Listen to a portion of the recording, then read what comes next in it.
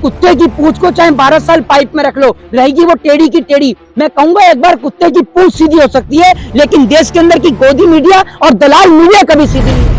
एक ही जने का पिटरा और वो देश की गोदी मीडिया का, ठीक है ना। और एक दिन ढोल भी बजेगा। आपको कितनी बार बाइकआउट किया जाता है, जगह जगह आपको भगा। तो नैनो चिप वाली आंटी से पूछिए ना कि नैनो चिप वाली आंटी अब कहाँ चली गई, 2000 के नोट कहाँ गड़े हुए हैं। नैनो चिप वाली आंटी को भी भेजिए कि 2000 के नोट कहाँ गड़े हुए, जरा निकालें, चेक करें अपने लैपटॉप में जाके कहाँ पर उनका जीपीआरएस टेस्ट हो रहा है। बताए ना नैनो चिप वाली आंटी। आप नहीं बोल रही नैनो चिप वाली आंटी तो रसियन है, शराब के नशे में रहते हैं, पता नहीं कौन कौन से नशे करके ये लोग बैठे रहते हैं, इनका कुछ अता पता नहीं है। एक प्रधानमंत्री है, बेटी बचाओ बेटी पटाओ।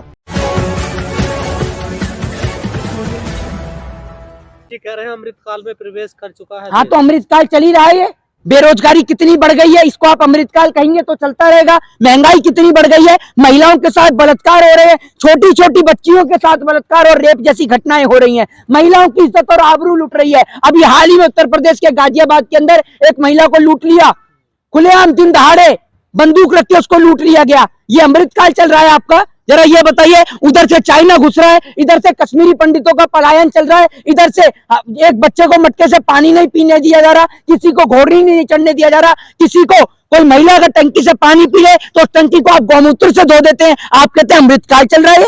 ऐसा अमृतकाल इस देश को नहीं चाहिए। ऐसा अमृतकाल से तो हाथ जुड़वाएं। देश के नौजवान सड़क पर रोजगार मांग रहे हैं तो लाठी और डंडे उन पर चार्ज किए जा रहे हैं, आप इसे अमृतकाल बताते हैं? किस एंगल से आपको ये अमृतकाल नजर आ रहा है, जरा ये बताइए। डंका पिटा जा रहा है पूरी दुनिया में भारत का। हाँ, तो डंका एक ही जने का पिट रहा है और वो देश की गोदी मीडिया का, ठीक है ना। और एक दिन ढोल भी बजेगा। आपको कितनी बार बाइकआउट किया जाता है, जगह जगह आपको भगाया जाता है, लेकिन कहते हैं ना, एक कहावत है कि कुत्ते की पूंछ को चाहे 12 साल पाइप में रख लो, रहेगी वो टेढ़ी की टेढ़ी। मैं कहूंगा एक बार कुत्ते की पूंछ सीधी हो सकती है, लेकिन देश के अंदर की गोदी मीडिया और दलाल मीडिया कभी सीधी नहीं हो सकती। ये वैसी की वैसी रहेंगी, टेढ़ी की टेढ़ी। बेरोजगारी तो जनसंख्या कानून आ रहा है ना, बेरोजगारी इसीलिए बढ़ रही है भैया, जनसंख्या बढ़ रही है। अच्छा, रवि किशन जी का भी बयान नहीं सुना आपने जी, कि कांग्रेस ने ही जो है भैया रोक नहीं लगाई, वरना हम भी इतने बच्चे पैदा नहीं करते। हाँ, तो आप एक बात मुझे बताइए ना, रवि किशन काम करके आते होंगे और नेहरू जी डंडा लेकर खड़े रहते होंगे और वो बोलते होंगे बेटा रवि किशन आराम हराम है, तू काम पे लग जा। तो वो 4 बच्चे नेहरू जी की देन होंगे, मुझे लग रहा है, ठीक है ना। और दूसरी बात ये, मनोज तिवारी तीसरी बार बाप बने हैं, 2014 के बाद बने हैं, तो अब उनके तीसरे बच्चे का जिम्मेदार कौन है, जरा ये बताइए। वो तो शुक्र है, अभी अच्छा है। मैं मोदी जी से कहूंगा, मोदी जी आप कानून लेके आ जाइए, नहीं तो रवि किशन जो है देश के अंदर सबका रिकॉर्ड तोड़ देंगे। अभी तो 4 ही हैं, क्या पता 40 भी कर दें।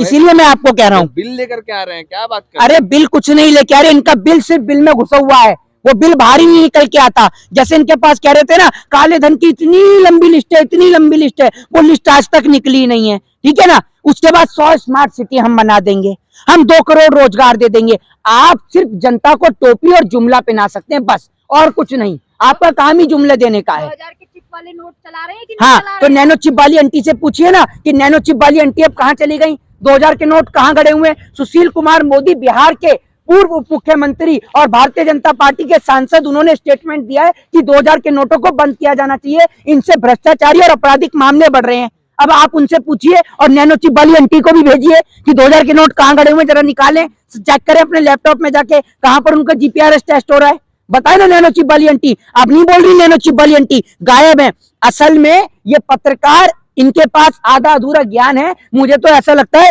जैसी मोदी जी की डिग्री है वैसी गोदी मीडिया के पत्रकारों की डिग्री है। कोई तिहाड़ी पत्रकार है तो कोई शराब पी के घुस जाता है। और ये सेना की बात करते हैं, हैं? अरे दीपक नहीं, एक मिनट रुक जाइए। आप ये सेना की बात करते हैं, आपको याद है जब एक घटना देश के अंदर हुई थी, जब विमान क्रैश हुआ था, याद है आपको? किसकी बात कर रहा हूं मैं, बताइए। बिपिन रावत। हाँ, जनरल बिपिन रावत के नाम लेते हुए इन्होंने क्या कहा था, आप भूल गए?